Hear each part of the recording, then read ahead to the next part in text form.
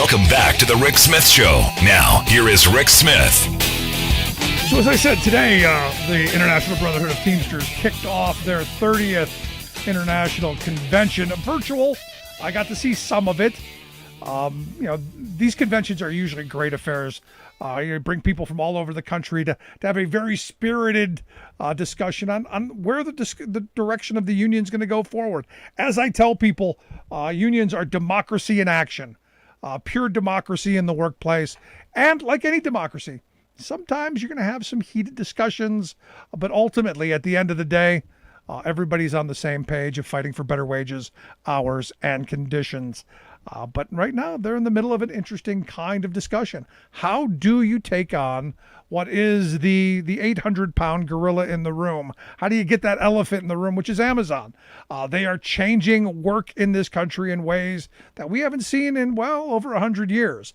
Taking us back to the bad old days of the Lochner era, in my opinion. But here to share some thoughts on maybe how we do some of that and to discuss the resolution that was rolled out today at that convention, I've asked Randy Corrigan to come talk with us. Randy's the Teamsters National Amazon Director. Their job, the Amazon Project, get those workers organized. Randy, thanks for taking time for us. No, thank you for having me. Appreciate the time to talk a little bit about what we're doing. So this big announcement today got a lot of media attention, especially on the heels of what we saw in Alabama. The Teamsters and 1.4 million members across the country saying, hey, our focus has got to be bringing those workers who are being exploited and abused at a place like Amazon into the fold, make those family-sustaining wages, make them safe jobs, make them family-sustaining jobs. That's the goal, I guess, right? Yeah, absolutely. Our union has a 100-year history of doing this. More than 100 years ago, we had reins in our hands, horses in front of us. Teamsters have been delivering to people's homes for a very long time. We faced, we helped regulate the industry. We helped take on issues in which people were dying on the job, horrible working conditions, no protections at work early on in the logistics and transportation industry. We've transcended many, many decades in helping move these workers into the middle class and create good middle-class jobs that can sustain a family. Now you see what Amazon is doing on a very, very large basis, hiring hundreds of thousands of workers in a very short period of time. They're penetrating an industry, the industry of transportation and the goods movement system, investing very heavily from their AWS side. They're a very wealthy company. They're putting a tremendous amount of money into transportation with one goal in mind, and that only goal that they have is to lower the cost of labor, which means that they don't want individuals that are making $20, $30, $35 an hour to do the deliveries or to work within the warehouses or distribution centers or delivery stations. They want $15, $16 an hour workers doing that job with, obviously, as it's coming out, very, very well documented, terrible working conditions, high injury rates that are 2 to 3 times higher than anybody else in the industry. This is a problem on many levels for our communities. It's a problem on many levels for the industry. Amazon is not a good industry partner. They're not a good industry citizen. They're not good for communities. Communities are rejecting them. We just saw it in Colorado a few days ago. Communities packing their city council meetings and saying, hey, don't bring that here. You need to bring good jobs if you're going to bring jobs, number one. And number two, what's coming along with this so-called development that you're bringing is not a good ending. We've already seen that with the thousands of facilities you've rolled out across the country.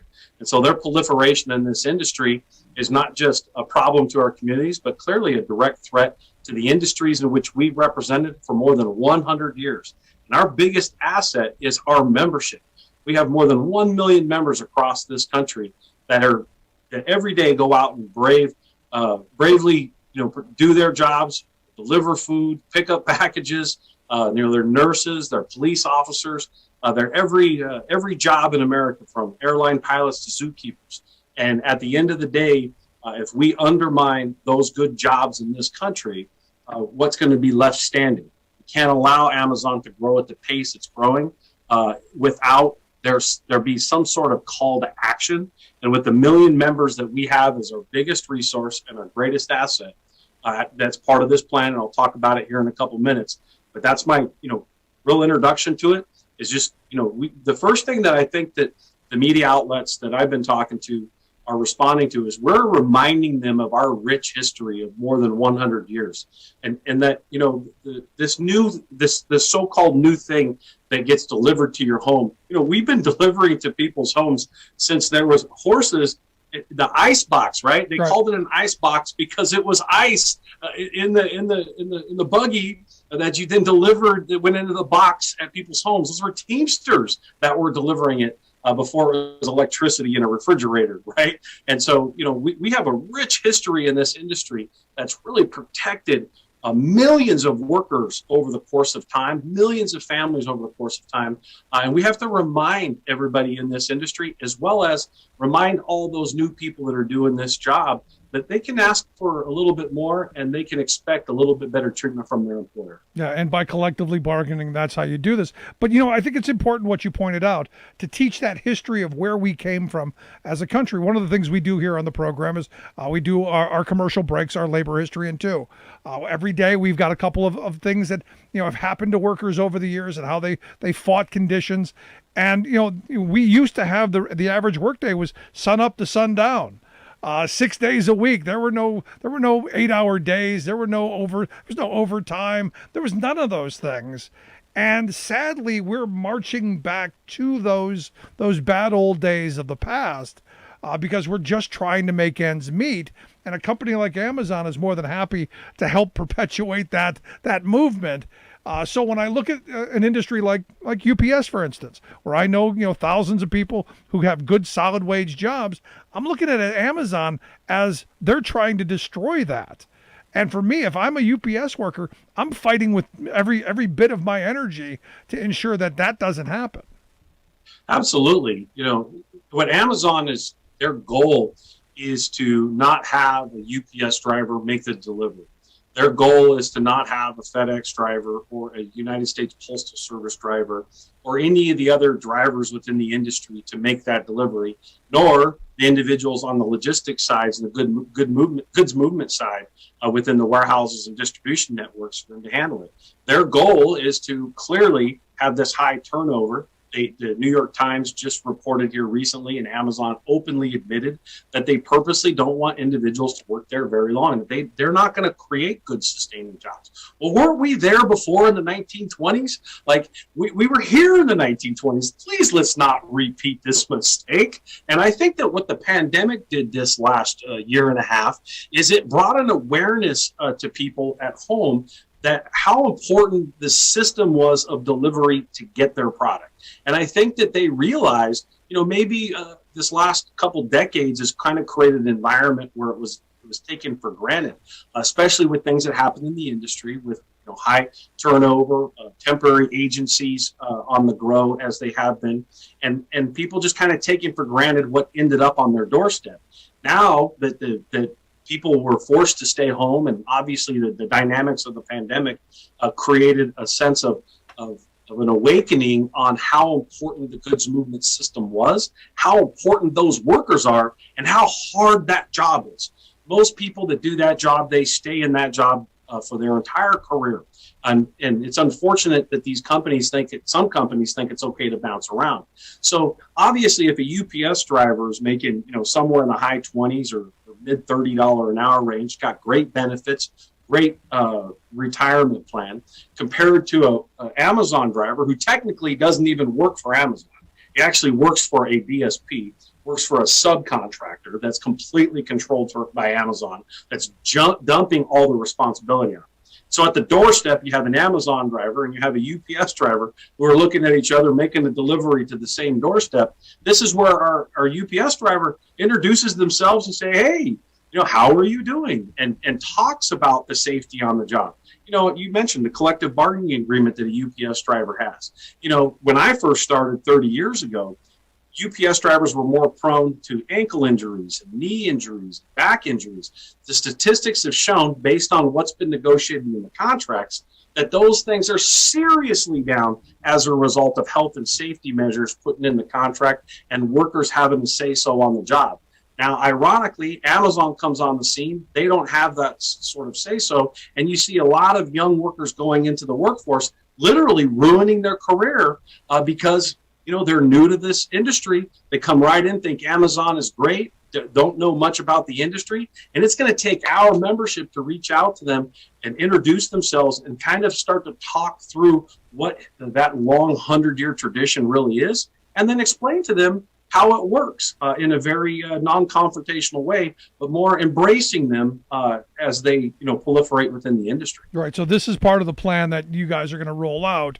And this educational plan to not just educate the drivers, but the public as a whole of why we want a union workplace in Amazon to protect the workers from to have safe working conditions, but also more importantly, in my view, to have that empowerment on the job to make sure that they are safe working conditions and to share in the wealth that their labor creates. So walk me through this. I mean, that's part of what your plan is, having members reaching out to folks. Let me start there. Can I start there? Start there. Yeah, I think that's a great point. It's not that that's what we're going to do. That's actually what's happening. Rick, what I'm seeing right now are local unions, joint councils, members that are going through trainings. We've had thousands of our members, hundreds of shop stewards and leaders within the ranks that are going through these trainings, learning how to have one-on-one conversations, knowing the do's and don'ts of communication. Sometimes, unless we're in this field, we don't know all the do's and don'ts of communicating. Sometimes you talk to somebody and you may be a little insulting in the way you're talking to them. And so we just take people through a couple quick lessons on how to walk through it. We follow up with those members and make sure that they understand. And then we educate them on exactly what's happening in the industry, how Amazon poses a threat in the industry, but also how to solve this problem, what it's going to take, and show them that we've been here before. We've been in this situation within the last 100 years, and we've got to do it again. We've just got to build that relationship in the industry. And what's been really great to see, Rick, is all these locals that are opening up, their hearts, their minds, their local unions, and saying, yes, we want to do this. We're going to do this, committing to it. Seeing a commitment at the membership level, the local level, the leadership level, the joint council level, the international level, and then clearly what this signifies this week with the convention is the membership and the delegates that have been elected by that membership to put a full support as an organization behind the effort as a whole. Not that what we're going to do, but to continue to support what we have been doing for some time and grow it even larger, grow it bigger, and get more assertive. Now, I don't want to throw cold water on the parade, but our labor laws are so badly broken, and I think that was full on display in what we saw happen in Bessemer. Amazon spent $200 million to convince 5,000 people that it was in their best interest to continue to be exploited and poorly treated. And our labor laws did very little, if anything, to protect those workers. And I'm on board with you. We need to be doing these things. But as broken and as outdated as our labor laws are, how do you envision that coming through, especially, as you pointed out, that those workers aren't actually Amazon workers. They're controlled by a third party that can easily go, well, we're going to change our name tomorrow, and all that goes by the wayside. How do you see that playing out? Rick, you make a great point, but if you go back in history and you recognize some of the great organizing that's been done in this industry, it was done prior to the National Labor Relations Act being established and that election process, number one. Number two, you make some great points on the broken system that it is today, even though the NLRA was was created to serve these workers. It's obviously worked away from that, as we can see 80 years later. They're not dependent upon that. There are many other ways to seek representation. There are many other ways to take direct action with workers within an industry, industry-wide, regionally, within cities, to be able to activate individuals, communities, workplaces, and do shop floor actions, be militant about our approach, and move workers in the right direction. This is not new to our union. When you look at the iconic National Master Freight Agreement that was put together by Jim's father, that wasn't done because these employers just said, hey, yeah, why don't we all get together and do one agreement? The right leverage was applied within this very industry to put those employers in the right position to make them realize you got to do the right thing by these workers in this industry.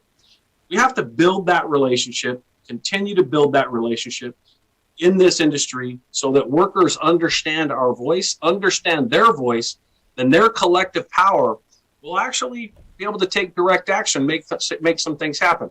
Now, what I don't want to get into, and obviously you can probably appreciate this, Rick, is saying, oh, in these cities, we're going to do this, and this is the time frame, and this is how much money we're spending. That would be us laying our playbook out for the opposition to understand. No, you need to do what my grandparents' generation did. And in fact, I've worked my entire career under the National Master Freight Agreement. In fact, on my desk, I keep my contract right here with my original union card because it is that important. I say all the time, there are two books next to my bedside. There's the Bible that's going to save my soul, and my contract's going to save my behind. That to me is what's important. And, this was gifted to me by grandparents' generation. I think we need the kind of militancy that those workers showed back in his era to leave something better for future generations. So I'm thrilled to hear that's kind of the mindset, that we're building that kind of a culture of unionism, a culture of militancy. That's worked into the resolution. That language specifically that you just outlined, militancy, taking direct action, is actually worked into the resolution. Because you're right, we have to go back and look at, we know what worked. If we allow the corporations to define what organizing is, what that model supposedly is, it's that process, according to them, they want it through the National Labor Relations Act. They want it to go through that process. We have way more power when we don't allow ourselves to acquiesce into that process. And we have to go back to that time. Some people will say, "Oh, you're gonna do illegal stuff." Absolutely not. What we're gonna do is we're gonna show workers, educate workers, build that militancy. And you see workers right now. Rick, I've been living in living rooms for 27 years as an organizer, and I've never seen workers this ready to be very assertive in their industries. Workers have just had enough. You can't keep stripping from them, making them pay more for their health care, taking away their retirement plans to where they think 401k is the only savior, and then realizing there's nothing at the end of the road. Continuing to push things on it. When I started in the industry as a casual and master freight, I don't know if you probably remember when the rate was $14.55. It was $14.55 in the late 80s. And then we're patting Amazon on the back for $15 an hour. 30 years later, a UPS driver in 1996 made $20.50 an hour. Find me an Amazon driver today making $20.50 an hour. This is when workers realize about living in their living rooms the last 27 years. When you explain to workers the processes and the power that they have and what they have on the job and what they have on the shop floor, their eyes light up and they realize, you know what, we do have a say-so. Because when they first come into the industry, like many of them do at Amazon, they're new to the industry and they don't understand their worth. And because a lot of people try to make them feel worthless. And the reality is they're very important. Once workers understand how important they are, and they understand our role in that as a union and a membership, we're not going to do it for them. We're going to do it with them. No, and to me, and this is the last point I can get to. For me, the more important part of this is not just organizing in the workplace. It's organizing in society. It's the empowerment that comes with having a voice on the job, that translates to having a voice in your political system, in your community. It's that empowerment that I think the generations today have kind of forgotten. And I love the fact that we're going to be moving in that direction. Anything I can do to help, anything we can do to promote the work you're doing, we're here for you. But Randy, I appreciate the time and the work that you're doing. Best of luck on the vote on Thursday, although I don't foresee any obstacles in your way. But the hard work begins, and we're with you. Thank you, Rick. Really appreciate it. Good stuff. Randy Corrigan. He is the National Amazon Director for the International Brotherhood of Teamsters. Like I said, their resolution, go and organize Amazon, which community-wide we should be pushing for. Love to hear your thoughts. You can email me, rick@thericksmithshow.com. Quick break. Right back after this. Stick around.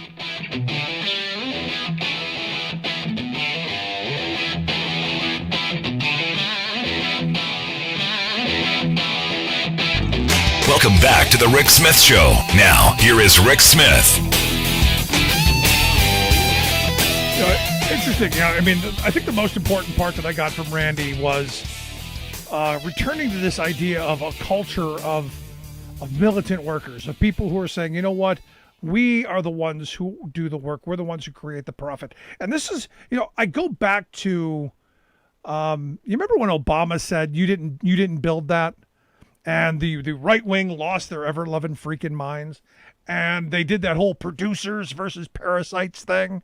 And you saw all these, these rich guys, saying, we're the producers. We signed the front of the check. Remember all that? And I was saying at the time, the reality is they're the parasites, because the people who are actually getting their hands dirty, the people who actually have the aching backs, the people who are actually bleeding on the job are the working people. Those are the producers. The people who are getting screwed out of wages, the people who are getting, overtime, not getting paid for overtime, the people who are getting cheated here, there, and everywhere. Oh, and by the way, the people who have seen massive cuts in wages over the last several decades. He brought up an interesting point. He said, back in the late 80s, and I say this all the time, we were making $14.50. They were $14.55. It was $15 where I was at. You're making $15 an hour in the late 80s, over 30 years ago. That means something. And I'm hoping that they're able to do that. I'm hoping they're able to rebuild the culture of togetherness, the community that comes with unionization, and, of course, the wages, hours, and conditions. Good stuff. I'm very happy to see it. Anyway, if you missed any of today's program, thericksmithshow.com. That's where you go to get the podcast. The Rick Smith Show app on the smartphone. Take the program on the go wherever you go. And as always, you can email me, rick@thericksmithshow.com. Thanks so much for being here. We'll see you back here next time.